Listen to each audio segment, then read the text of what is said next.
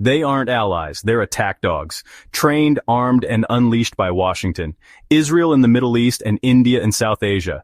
Both are nuclear-armed, ultra-nationalist, increasingly authoritarian, and have one thing in common: they don't bite their master. They bite everyone else. Although one of them seems to bark more than bite. Israel and India have become two of the most dangerous U.S. proxies in the world, and the cost is being paid in Palestinian lives, in Kashmiri blood, and in the rising instability across Asia. Let's start with Israel, the original American pit bull. For over 75 years, Israel has acted as a garrison state in the Middle East, and recently, it has shifted from occupation to outright annihilation. In Gaza, we are witnessing not just a war, but a genocide. Entire neighborhoods have been erased, hospitals bombed, aid workers targeted, journalists murdered. A report released in October 2024, 1 year after the start of this campaign, showed that Israel dropped over 70,000 tons of bombs on Gaza alone. And it's not just Gaza. In April 2024, Israel bombed an Iranian diplomatic compound in Syria. It was a blatant violation of international law, but Israel doesn't care. And why would it? The United States gives it over $3.8 billion a year in military aid, no questions asked. That's not just money. That's carte blanche for murder, a blank check which can be signed in blood. And what did Iran do? They responded, launching drones and missiles toward Israeli territory, but the West framed it like Iran was the aggressor. That's the beauty of having a rabid dog. You let it attack anyone it wants, and when someone fights back, you call it defensive retaliation. And just last week we all saw what happened. Israel assassinated the top brass of Iran's leadership within their own country, while not caring about the collateral damage they caused to Iranian civilians. Now that Iran retaliates with hypersonic and ballistic missiles that bypass the Iron Dome, Israel starts to cry foul play. I'm no fan of either regime, but one is blatantly and systematically starving out their neighbor. This is the same Israel that's expanding illegal settlements in the West Bank, ethnically cleansing Palestinians from East Jerusalem, and holding over 10,000 Palestinians in detention, many of them children. It operates apartheid openly, proudly, and violently, and somehow it still gets standing ovations in the U.S. Congress. Now let's turn to India, the other regional attack dog in America's kennel. India likes to brag and boast that it's the world's largest democracy. But peel back the PR and you'll find an increasingly fascist state run by Hindu nationalists who worship authoritarianism more than human rights. Under Prime Minister Modi, India has become more intolerant, more violent, and more unhinged, especially toward its neighbors. Let's talk about Pakistan. In February 2019, India bombed Balakot, claiming it was a terrorist camp. Turns out it hit an empty hillside. But India got what it wanted: a nationalistic high and a round of applause from Washington. Counter-terrorism, they called it. Never mind that the whole thing was likely staged for Modi's re-election campaign. Then there's Kashmir. India has turned the region into the world's most militarized zone.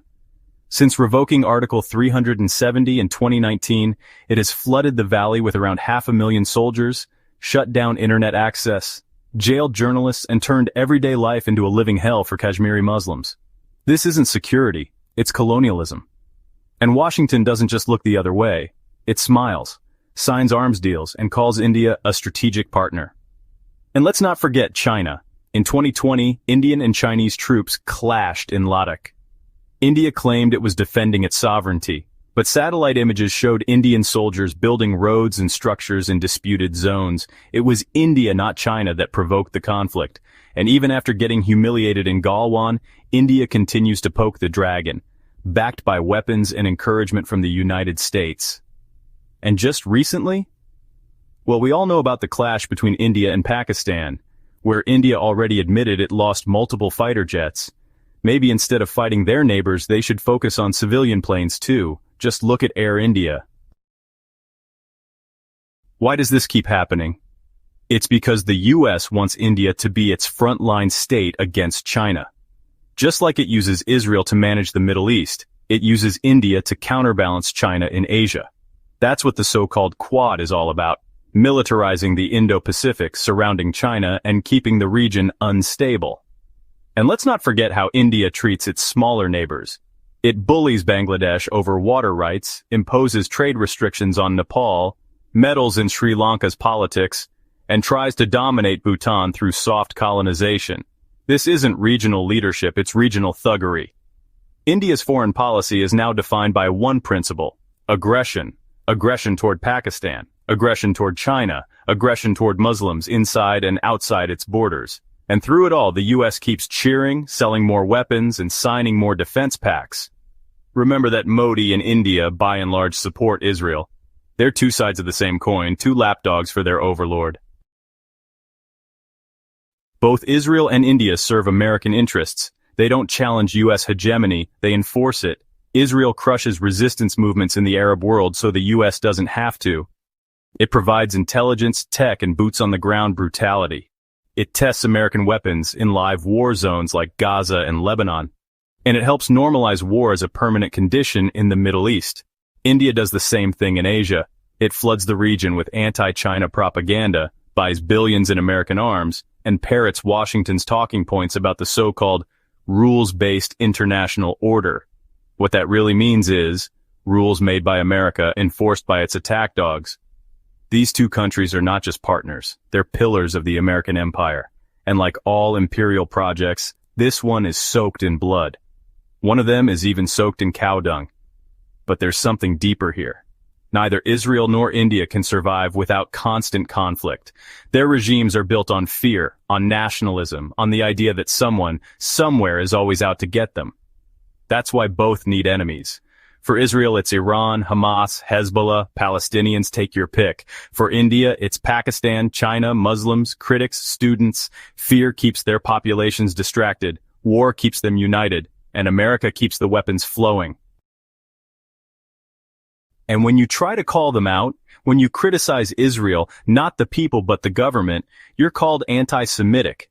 When you criticize India, you're labeled anti-Hindu or a Pakistani agent. They've done that a few times in my comments, just because I dare talk about India's problems. It's the same playbook. Delegitimize dissent, smear critics, claim moral superiority while bombing villages and jailing journalists. And here's the kicker. Washington knows this. It doesn't care. In fact, it depends on it. Because while Israel and India are busy attacking their neighbors, they're not challenging US global dominance. While they're busy silencing minorities and expanding their military budgets, they're also buying American weapons, signing US trade deals, and voting how Washington wants at the UN. And that's the real danger. Not just that these two countries are committing human rights abuses, but they're doing it with full support from the so-called leader of the free world. So, the next time you hear someone say Israel is defending itself, or India is a democratic counterweight to China, ask yourself, who benefits from that narrative? The answer is simple: Washington. If you found this video insightful, then please like, comment, and subscribe. Thanks for watching.